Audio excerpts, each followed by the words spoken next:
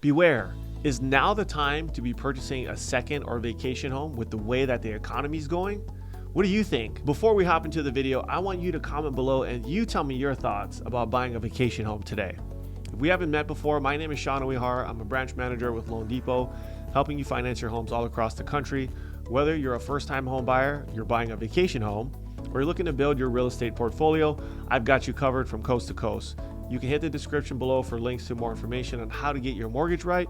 And if you ever need a second opinion on your pre-approval or your home refinance, we've got you covered. Send me an email and we can certainly get you a free, no obligation total cost analysis. Now in today's video, I'm going to be talking about vacation homes or second homes. So they get used interchangeably. A lot of times clients will hear the word second home and they may not even own a home yet, but all it really is, it's not your primary residence and it's not a rental property.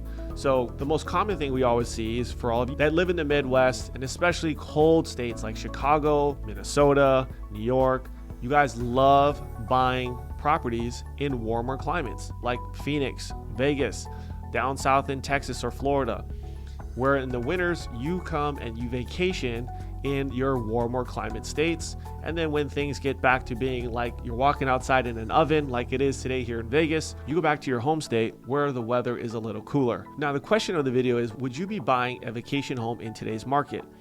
And I'm going to say no, I would not be buying a vacation home in today's market.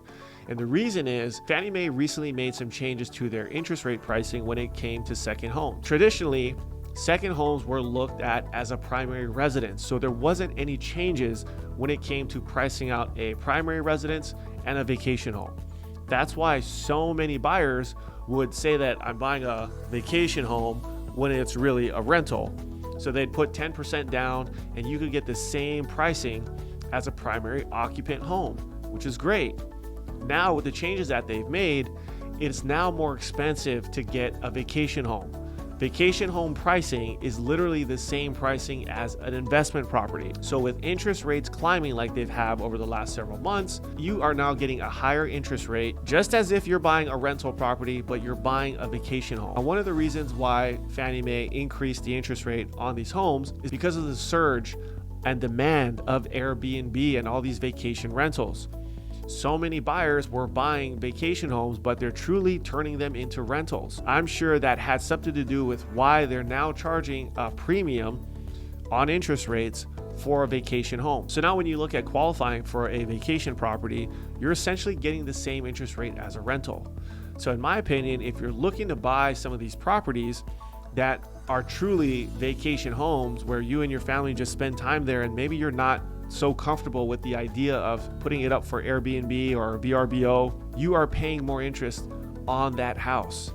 And I think where the economy is right now, if you are in a position where things are a little tighter, I wouldn't necessarily go out and get more debt right now, just with the way things are. I would rather hunker down, be smart about my money, put extra money away on the side, just in case if things hit the fan and it gets worse than where we are today. I would rather know that I have an extra $50,000, $100,000 in the bank versus putting that money down towards a vacation property that if things got worse, you may not even have the time or the ability to then go vacation and enjoy that property. Instead of buying a vacation home, what I'd be doing is looking to buy cash flowing rental property. I'm a believer in long-term rentals. I've never got into the whole short-term rental game. I don't know too much about it. However, I do understand and love the long-term play. Instead of buying a true vacation property, I would take that same money. I would try to find then an asset that's going to produce income for me and I have a long-term stable tenant in my rental home.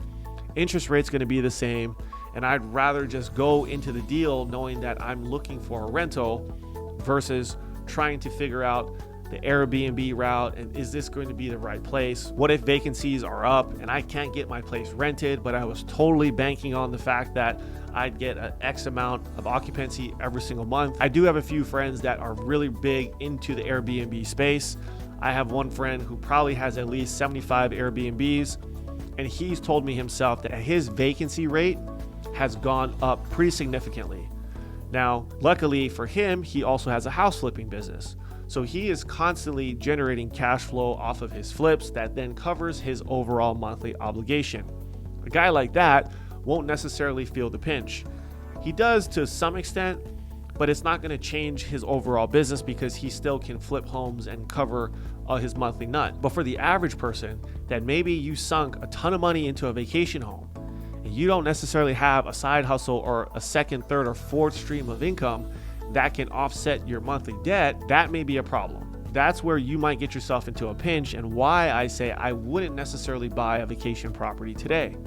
However, if you have the money, you have the nest egg of savings available, I would look for cash flowing assets because, again, if the market goes up or down, it doesn't necessarily affect me because my tenant is making my mortgage payment. And I would rather bank on security today, in my opinion. You may disagree and you may go the Airbnb route, but that's more power to you. I would like security today. I would like to know that my tenant's in there for the next year or 2 years, and I can almost rest assured that they will pay my mortgage every single month. I'm okay with that. I can then build up another nest egg to then go buy something else in the future. But at this point, I would say I'm staying away from vacation properties and I would be looking for cash flowing assets. Now, I would love to hear from you as to whether or not you are looking to buy either a vacation home or a rental property, and tell me why. And most of all, if you know more about Airbnb, I'd love to hear more about it. Maybe we can chat offline. And don't forget, if you need a second opinion on your pre-approval, if you are looking to buy a vacation home, my team and I have got you covered. Send us an email. We can get your pre-approval started and get you shopping for a home in no time. Thanks for watching, and I'll see you on the next video.